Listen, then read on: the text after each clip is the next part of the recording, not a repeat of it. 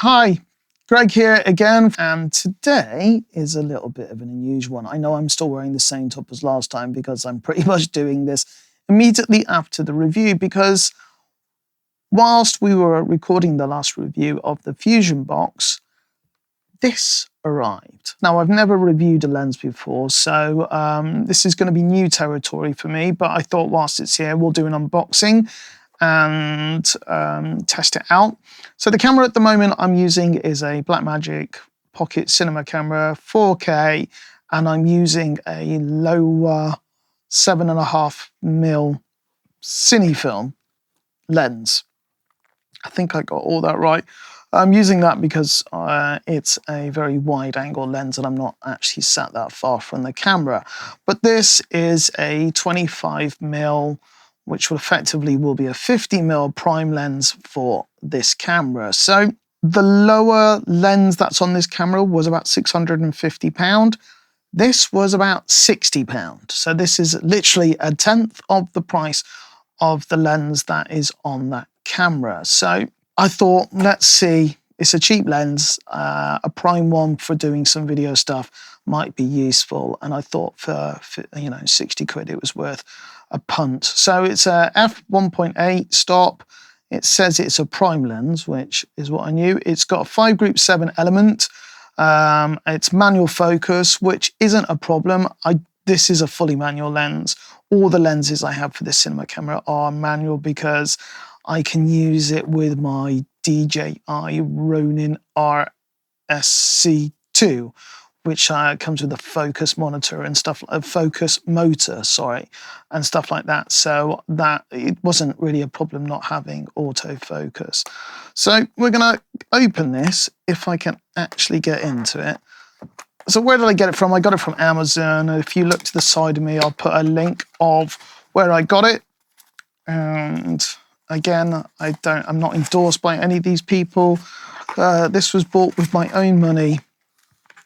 So we've got a cleaning cloth, instruction, warranty, in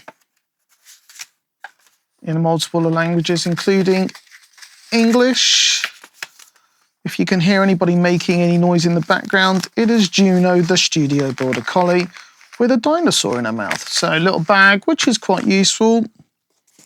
Silica gel. There's the lens, and there's another piece of paper here.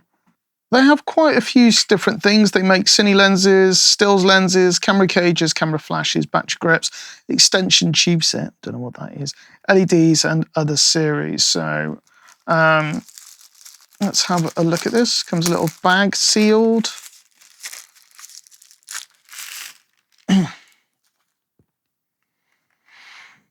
Right. It's metal on the end. It's not like some of my old Canon ones, which were plastic. It's a micro 4/3 lens, because that's what the 4K cinema camera is. Actually, that's quite nice. It's a bit like the lower one, where it just slides on the end. You've got your focus wheel here. And then you've got your aperture there, they're both smooth, they're not stepped. So that is useful. We're going to need to put it on a camera and see what it's like.